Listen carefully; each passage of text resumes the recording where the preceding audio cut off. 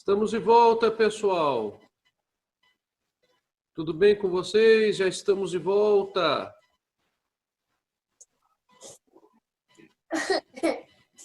Prontinho. Bem, nós vamos então continuar o estudo das classificações do ato e do negócio jurídico.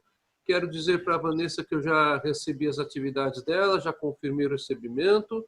Tá, eu aviso. Ah, ótimo, ótimo. E então vamos retomando a nossa matéria. Né? Peço que aqueles que estão religando o nosso contato, que fechem os seus microfones para que não vaze o sinal, para que os demais não sejam eventualmente atrapalhados, porque quando eu falo, às vezes a pessoa acaba não escutando porque tem um som vazando, né, de outro sinal, e isso acaba gerando um pouquinho de confusão. Mas eu agradeço mais uma vez a presença de vocês estarem aqui, e vamos continuar então com a matéria. Nós estávamos falando sobre as classificações do ato e do negócio jurídico, falamos já sobre os negócios jurídicos quanto às partes, que eles podem ser unilaterais, bilaterais ou plurilaterais. Falamos que os negócios jurídicos quanto à titularidade podem ser classificados em negócios jurídicos causa-mortes e negócios jurídicos intervivos. E estávamos falando sobre os negócios jurídicos onerosos e os negócios jurídicos gratuitos, quando fizemos a distinção sobre a transferência de patrimônio ser obrigação de todas as partes ou apenas de uma delas. Então, uma delas seria, a outra seria a beneficiada, quando se fala em negócio jurídico gratuito. Vamos continuar as classificações do negócio jurídico, levando-se em conta a própria sequência que foi adotada para a exposição. Vamos falar agora dos negócios jurídicos formais. Então, falando sobre a forma. Quanto à forma, o negócio jurídico poderá ser formal, também chamado de solene, ou informal, também chamado de não solene. Então, quanto à forma, o negócio jurídico será formal, também chamado de negócio jurídico solene, e informal, também chamado de negócio jurídico não solene. Como conversamos na aula passada, há negócios jurídicos que podem observar qualquer forma estabelecida pelas partes, porque vigora no direito brasileiro o princípio de liberdade das formas. Ou seja, duas pessoas podem celebrar um negócio jurídico verbalmente, por escrito, por sinais, por criptografia, por qualquer mensagem que permita a outra compreender no processo de comunicação que está havendo uma necessidade ou um interesse em se negociar. A ideia do negócio jurídico, então, com relação às formas, é uma ideia bastante simples. A ideia é, em princípio, toda forma é possível. Mas, em determinadas situações, não existe essa história de toda forma é possível. É necessário que se observe uma determinada forma. Estou me referindo aos negócios jurídicos formais ou solenes. Esses negócios jurídicos apenas poderão ser celebrados se realmente aquela forma observada na lei estiver sendo respeitada. Se esta forma não estiver sendo respeitada, o negócio será nulo. Assim, eu não posso ter um contrato de compra e venda de imóvel feito verbalmente. E mesmo o contrato escrito, ele não terá valor nenhum, porque ele não transferirá a propriedade. O negócio jurídico só tem efeito translativo da propriedade imóvel quando ele é reduzido a uma escritura pública. E essa escritura pública é submetida ao cartório de registros imobiliários. Percebam vocês, então, a força do que é o contrato de compra e venda de imóveis.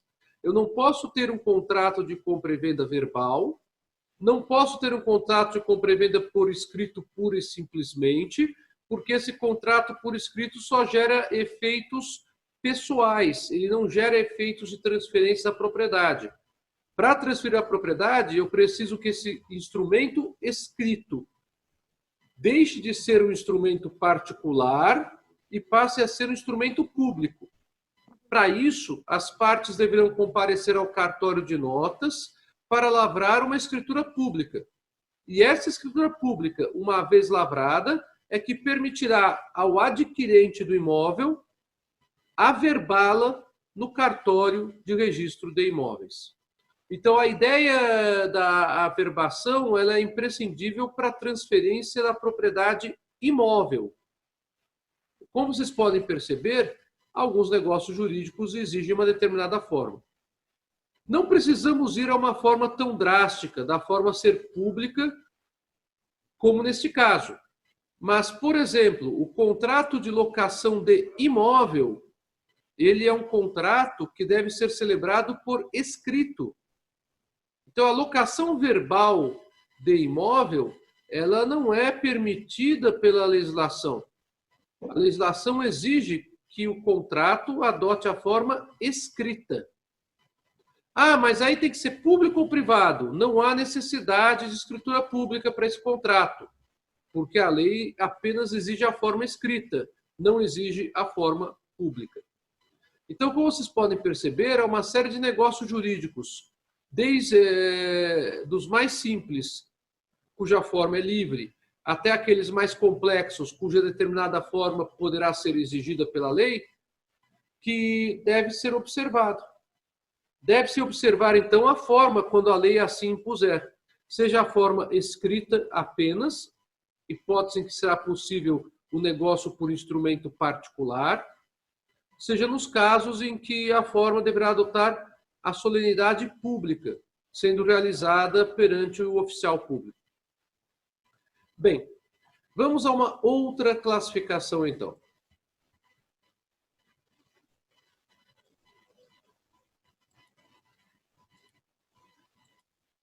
Ainda trabalhando com as classificações, o negócio jurídico ele poderá ser... Antes de chegar nessa classificação da reciprocidade, deixa eu falar de uma outra coisa. Eu acho melhor, para facilitar a vida de todos. O negócio jurídico, ele, quanto às obrigações, ele pode ser negócio jurídico bilateral ou unilateral. Essa classificação é bastante importante, tá? Muito embora eu fale dela no final do quadro, mas já estou falando agora aqui porque eu acho que vai ser mais interessante para vocês. O que é negócio jurídico bilateral? Negócio jurídico bilateral é aquele que gera obrigações para ambas as partes. Então, fala-se em bilateralidade obrigacional. Não estou aqui falando, então, do negócio jurídico quanto ao número de pessoas envolvidas, que nós já falamos na primeira classificação que demos antes do intervalo de hoje. Estou aqui me referindo a negócio jurídico em que ambas as partes têm obrigações pactuadas. Então, quando ambas as partes têm que cumprir obrigações, fala-se que o negócio jurídico é bilateral. Quando apenas uma das partes tem que cumprir obrigações, fala-se que o negócio jurídico é unilateral. A maioria dos negócios jurídicos, por serem onerosos na grande parte, são também, então, bilaterais. Então, a compra e venda é um negócio bilateral. Mas eu posso ter negócios jurídicos unilaterais. Eu mencionei um para vocês, aliás, dois, antes do intervalo. A doação, que é a transferência gratuita da propriedade, seja essa propriedade móvel ou imóvel. E falei também para vocês do comodato, que é o empréstimo gratuito de coisa infungível. Mas eu posso ter também outro tipo de negócio jurídico que seja unilateral, tirando obrigações para apenas uma das partes, que é o caso do negócio jurídico conhecido por mútuo ou contrato de mútuo. No contrato de mútuo, nós temos obrigações apenas para quem tomou o bem fungível, porque o contrato de mútuo se aplica para bens fungíveis, emprestado. Eu posso ter mútuo tanto de bens móveis quaisquer, como mútuo de dinheiro. Não há obrigações para quem empresta, nem no mútuo, nem no comodato. Por quê? No mútuo e no comodato, esses negócios jurídicos, eles não envolvem a ideia de que quem empresta tem a obrigação de emprestar. Não é assim que funciona. Quem empresta não tem a obrigação de emprestar, mas o contrato terá efeitos a partir do momento em que há a transferência da coisa emprestada. Por isso que os bancos muitas vezes autorizam empréstimos, mas o empréstimo não é concretizado, não havendo a transferência do dinheiro. E quem pediu o dinheiro emprestado para o banco não consegue fazer nada juridicamente, porque não existe no contrato de empréstimo a obrigação do emprestador em emprestar. Então, o comodante não tem a obrigação de emprestar e o mutuante não tem a obrigação de emprestar. Comodante para bens infungíveis. Mutuante para bens fungíveis. Assim, tomem muito cuidado com essa ideia que é falsa e que é uma ideia que as pessoas consideram sempre verdadeira, que todo contrato sempre gera obrigações para todas as pessoas. Não é assim que funciona. Qual é a obrigação que o donatário tem do bem que ele recebe do doador? Nenhuma. O doador tem a obrigação de doar, mas o emprestador não tem a obrigação de emprestar. Essa diferença ela é fundamental para vocês entenderem negócio jurídico nesta parte e para entenderem contratos. Então, vou até colocar essa frase aqui para ficar bem fixada para vocês. O doador tem a obrigação de doar, porque ele já se comprometeu a isso no contrato. Mas o emprestador, que se chama comodante ou mandante ou mutuante, não tem a obrigação de emprestar.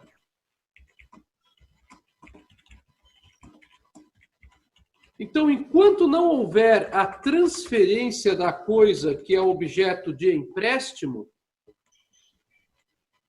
não há efeitos no contrato. Então, lembrem dessa frase.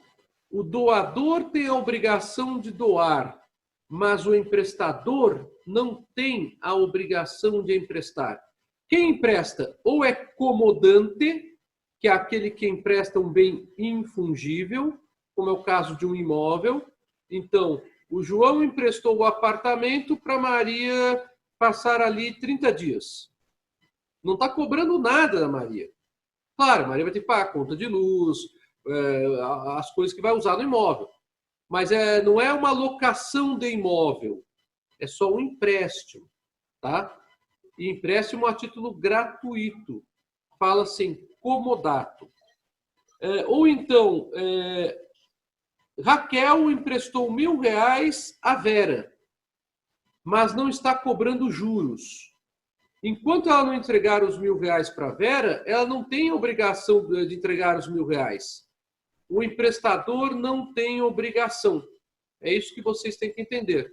Quem toma emprestado é quem tem a obrigação. Então, nesses casos, fala-se que o negócio jurídico é unilateral também, assim como será unilateral na doação. Mas na doação, o doador tem a obrigação de doar e o donatário não tem obrigação nenhuma. Pois não? É interessante isso aí, professor. Eu estava vendo uns 4 meses atrás, teve um problema no modem lá da empresa onde eu trabalho, E aí a empresa mandou um outro molde. E aí veio nesse sistema aí de comodata, professor. Aí eu acabei dando uma lida e eu vi que quem recebe tem a obrigação. Ele ainda citou o Código Civil 585 artigo, mais ou menos, acho que foi isso aí, 585, parece. E tem lá a obrigação de quem recebe. Sim, a obrigação é de quem pega emprestado. O comodato é o entendeu? empréstimo, exato. Isso, veio em forma de comodato, o molde. Ele veio interessante. Sim, Interessante, cara. E é assim que funciona na assinatura de TV a cabo. Na assinatura de TV a cabo, os moldes eles são entregues a título de comodato. Tanto é assim que no final da assinatura, a pessoa que não quer mais assinar, ela é obrigada a devolver o aparelho para a empresa. E ela vem, no caso, condicionada, né, professor? No caso aí seria Como assim o condicionado? objeto. Porque tem aí as obrigações, no caso do recebedor, né? No caso de manter aí a estética, né, do produto. Manter aí tem que manter o produto e a função dele, isso. Não pode... Em perfeitas condições, né? No caso, seria condicionado aí, no caso, né? Em perfeitas condições, isso. Em perfeitas condições. Isso mesmo. Isso mesmo. Bom, deu para vocês entenderem a diferença do que eu estou falando, então? Então, eu posso ter negócios jurídicos bilaterais, que são a maioria, que geram obrigações para ambas as partes, e negócios jurídicos unilaterais, onde só teria obrigações para uma das partes.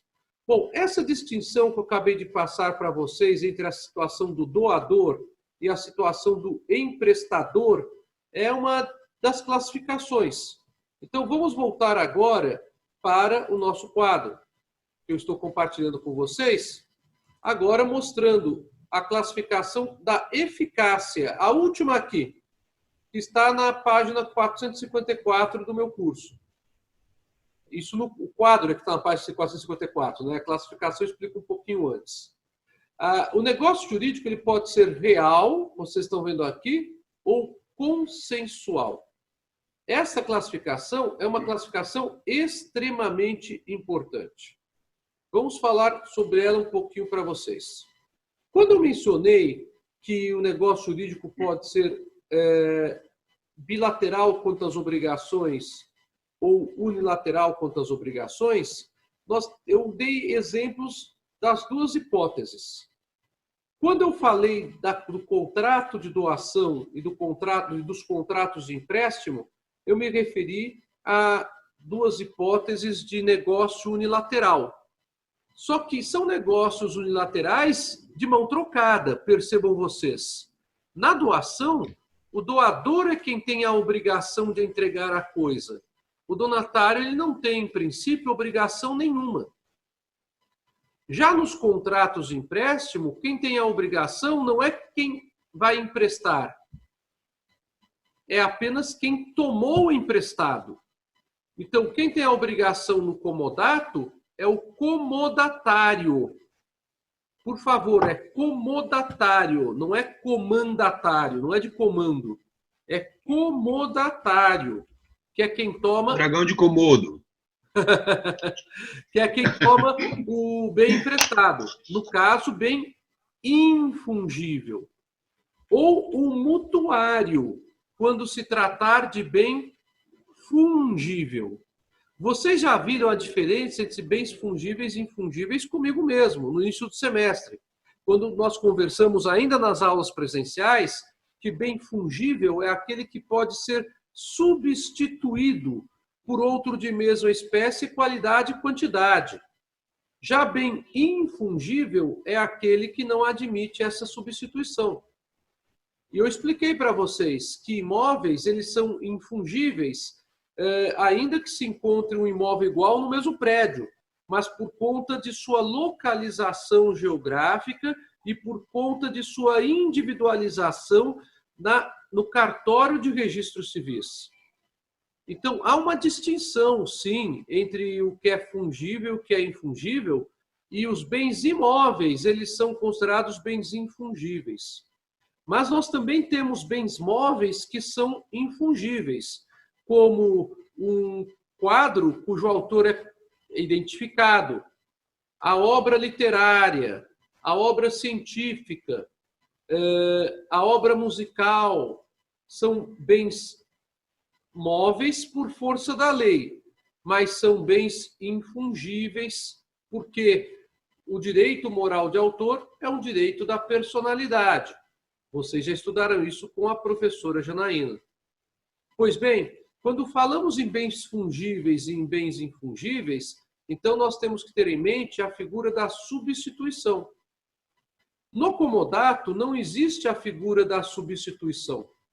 Então, é aquele bem mesmo que foi emprestado ao comodatário que terá que ser restituído pelo comodatário ao final do período de empréstimo.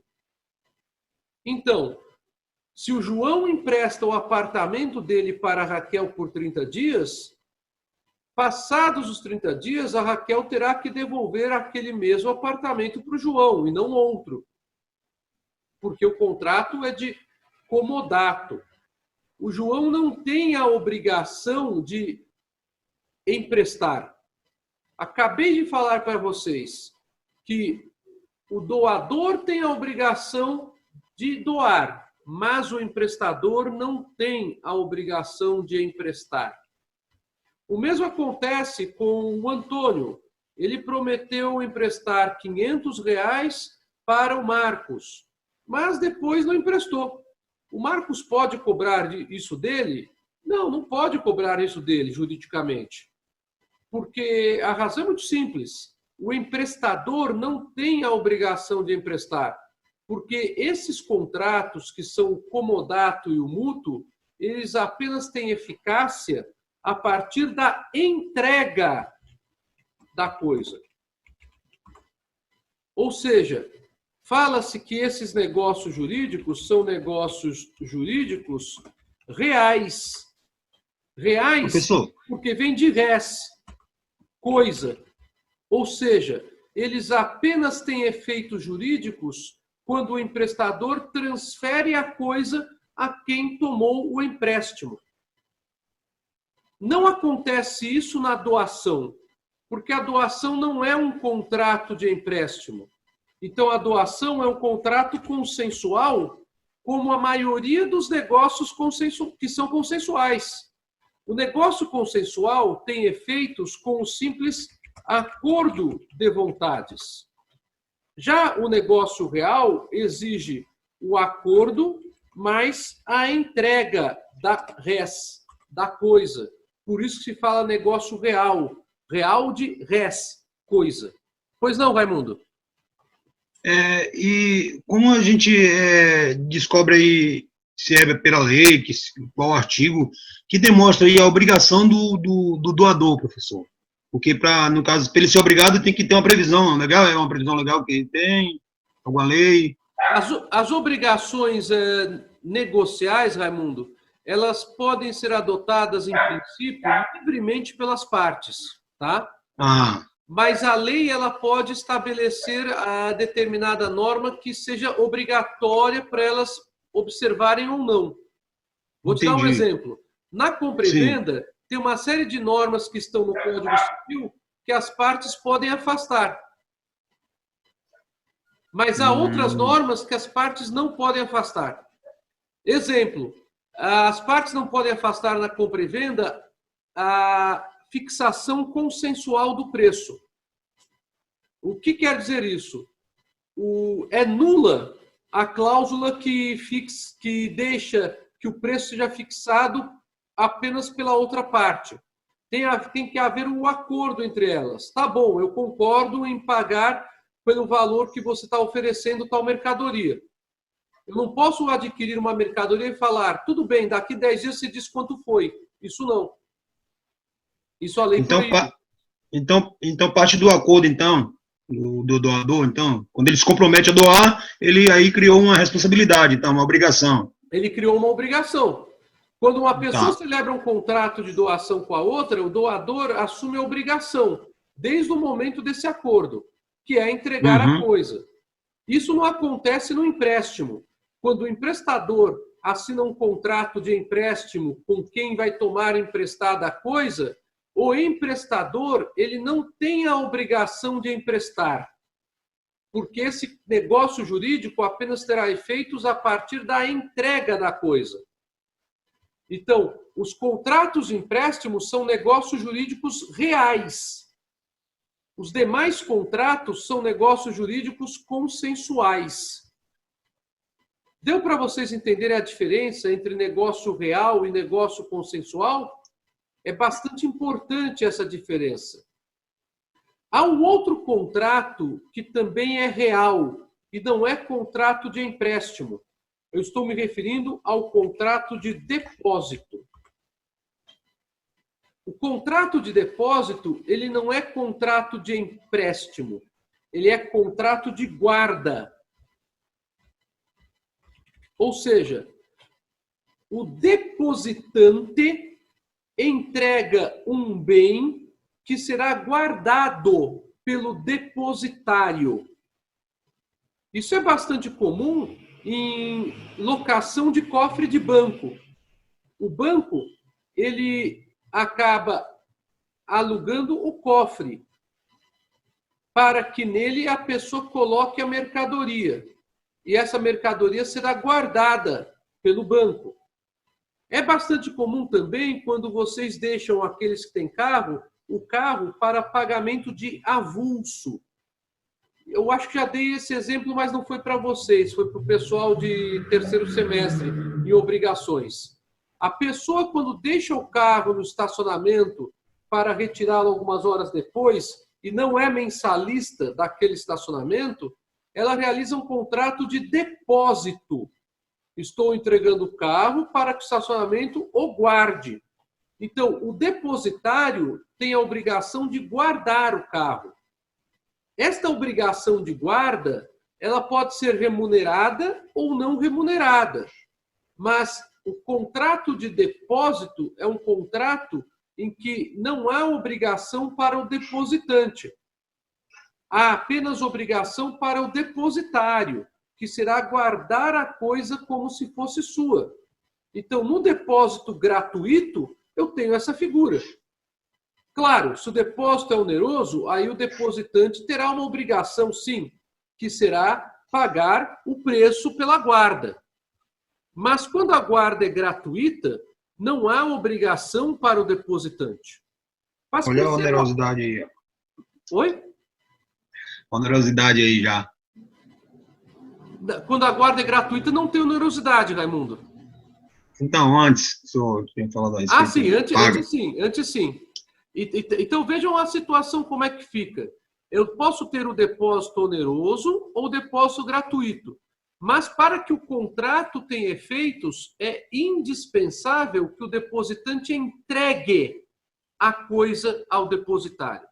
Enquanto o depositante não entregar a coisa ao depositário, ainda que eles tenham assinado um contrato escrito, o contrato não terá efeito. Porque trata-se de outro negócio jurídico real. Ou seja, são negócios jurídicos reais que dependem da entrega da coisa para que o negócio tenha eficácia. O comodato, o mútuo e o depósito. Então, percebam a diferença entre negócio consensual, a grande maioria dos negócios é a de negócios consensuais, e os negócios reais, que são aqueles que pressupõem a entrega da coisa para que tenham efeitos jurídicos. Bom, e percebam também outra diferença. Eu posso ter negócios reais que são bilaterais e negócios reais que são unilaterais. Vamos tomar o exemplo do mútuo, que é o empréstimo de coisa fungível. No mútuo, que é empréstimo de coisa fungível, o exemplo mais clássico é do empréstimo bancário. O mutuário pega dinheiro emprestado do banco. Só que o banco sempre cobra juros. Os juros que o banco cobra são chamados de juros remuneratórios. Enquanto o banco não entregar o valor do empréstimo, o contrato de mútuo não tem efeitos, porque é um contrato real. A partir do instante em que o contrato de mútuo terá efeitos, aí este contrato gerará a obrigação do mutuário de não apenas devolver o valor principal que foi emprestado, mas uma segunda obrigação, que será o pagamento de juros remuneratórios para o banco. Percebam vocês, então, eu tenho, na verdade, no mútuo aqui, a situação da onerosidade. O mútuo oneroso, ele gera para o mutuário não apenas a obrigação de devolver a coisa, mas é a devolução da coisa mais os juros remuneratórios. Isso em se tratando de mútuo de dinheiro. Em se tratando de mútuo de coisa fungível, como, por exemplo, gêneros alimentícios, garrafas de vinho, por exemplo, a eventual fixação de um plus no valor emprestado transformará o mútuo das garrafas de vinho, que em princípio seria gratuito, em mútuo oneroso. Então, eu posso ter mútuo oneroso até mesmo em garrafas de vinho. Exemplo, Paulo empresta 10 garrafas de vinho seco para Carlos, que se obriga a devolver as 10 em uma semana, entregando, além das 10, mais 2. Isso também é mútuo oneroso. Já se Paulo tiver a obrigação de apenas restituir aquelas 10 garrafas, o mútuo será gratuito. E, obviamente, não serão as mesmíssimas garrafas, porque elas foram ingeridas por Paulo e pelos seus convidados na festa. Então, neste tipo de caso, o mútuo será gratuito. A coisa fungível, ela pode ser substituída, lembrem-se, por outra de mesma qualidade, quantidade e espécie. Já no depósito, quando se fala em depósito oneroso, nós temos uma figura um pouquinho diferente. No mútuo oneroso, apenas o mutuário terá obrigações e ainda por cima ficará com as obrigações de pagar o valor principal mais os juros. No depósito, a situação é um pouquinho diferente, quando se fala em depósito oneroso. Vamos supor que uma pessoa deixe o carro em um estacionamento e pague pelas horas de permanência desse carro no estacionamento. O contrato é o contrato de depósito. O carro, ele terá que ser guardado pelo estacionamento durante o período de permanência naquele local. Então, o contrato é um contrato real, porque apenas tem efeitos com a efetiva entrega da coisa. Enquanto não houver a entrega da coisa, o contrato não tem efeitos. Uma vez entregue a coisa, o depositário tem a obrigação de guardá-la durante todo o período de permanência. E ao final da guarda, quando o depositante vier pegar o seu carro de volta, pode ser que as partes fixem em sentido diferente, mas normalmente é assim que acontece, o depositante será obrigado a pagar pelas horas de permanência do carro. Ou seja, percebam vocês, no depósito oneroso, eu tenho um negócio real e bilateral, porque terei obrigações para ambas as partes. E será, portanto, também um negócio oneroso, porque haverá transferência patrimonial para ambas as partes, no sentido de que a atividade pessoal também demanda custos. Então, percebam vocês que no depósito oneroso se fala em bilateralidade das obrigações, muito embora o contrato seja real. Então, cuidado! Há contratos reais que são bilaterais, do ponto de vista obrigacional, e há contratos que são unilaterais, do ponto de vista obrigacional. Bem, Vamos para a próxima classificação. Claro que vocês querem fazer alguma pergunta, podem fazer. Vocês querem fazer alguma pergunta? Ou posso seguir? Então, vou seguindo aqui com a próxima... Professor? Pois não. Professor, eu estou acompanhando a aula aqui e o senhor acabou de falar que vai para a próxima classificação. Eu gostaria, se fosse possível, antes do senhor terminar a aula, se o senhor poderia deixar o próximo tema para a gente dar uma lida antecipada, para a gente poder poder participar melhor da aula. Porque, para mim, isso é muito novidade, tudo novidade, entendeu? Não tem problema. O próximo tema, vocês podem até anotar aí, é modalidades do ato e do negócio jurídico. É o capítulo... Ok, professor, obrigado. É o capítulo 35 do meu curso, e para quem está acompanhando o meu curso, modalidades do ato e do negócio jurídico. A gente vai falar sobre condição, termo e encargo. Tá? Tá, ok, professor, obrigado. Negócios. Modalidades do ato e do negócio jurídico. Ok, obrigado. Nada. Então, vamos continuar aqui. Seguindo ainda o nosso roteiro de classificações. Vamos falar sobre a duração do negócio jurídico. Quanto à duração do negócio jurídico, o negócio jurídico pode ser instantâneo ou de duração continuada. Então, fala-se em negócio instantâneo quando ele se exaure imediatamente. Isso é bastante comum em compra e venda, na padaria, no supermercado. A pessoa paga o preço e recebe as mercadorias. Isso também é bastante comum nos restaurantes, quando as pessoas tomam lanche ou almoçam ou jantam, comem uma pizza, né? Então, o negócio instantâneo ele é realizado da seguinte forma.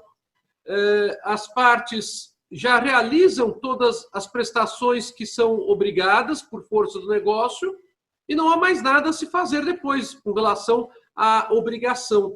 Acabam as obrigações pactuadas num primeiro momento. Essa é a ideia do negócio instantâneo. Às vezes ficam alguns efeitos decorrentes do negócio, que aí vocês estudarão em contratos. Já o negócio de duração é aquele que se prolonga no tempo. Ele é chamado de negócio de trato sucessivo ou de execução continuada. Os negócios de trato sucessivo ou de execução continuada prolongam-se no tempo ou pela própria natureza do negócio, como é o caso da locação de imóveis, onde uma pessoa aluga um imóvel para ficar, por exemplo, 30 meses nele, que é o prazo mais comum de locação de imóveis para fins residenciais, segundo a nossa lei do inquilinato, ou porque a compra e venda acaba sendo parcelada em vezes. Então, a pessoa paga por aquele bem que está adquirindo em 3, 5, 12 vezes. Então, aí temos um negócio de trato sucessivo ou de execução continuada. A questão é a seguinte, o negócio de trato sucessivo ou de execução continuada, ele pode ser de execução continuada ou de trato sucessivo, ou porque a própria da natureza do negócio assim faz com que ele seja, ou porque as partes fixam isso. Uma última classificação para a nossa aula de hoje, que eu gostaria de falar para vocês, é a classificação da reciprocidade. Quanto à reciprocidade, o negócio jurídico pode ser principal ou acessório. Essa classificação tem muita força quando nós estudamos contratos coligados. Eu dei um exemplo para vocês sobre bens acessórios. Vocês se lembram da classificação de bens principais e bens acessórios? Pois bem, o contrato de locação é bem principal em relação ao contrato de fiança, que é acessório. Então, nós temos o contrato acessório, que é a fiança, e o contrato principal, que é a locação. Com isso, terminamos nosso encontro de hoje. Agradeço muitíssimo a atenção de todos. Professor. Pois não, Rogério? Antes de terminar, por favor, mas você encheu o seu saco um pouquinho. Eu estou aqui no livro do Roberto Gonçalves, Carlos Roberto Gonçalves, eu achei aqui principais e acessórios, subtítulo. Mas esse modalidades e atos de negócio,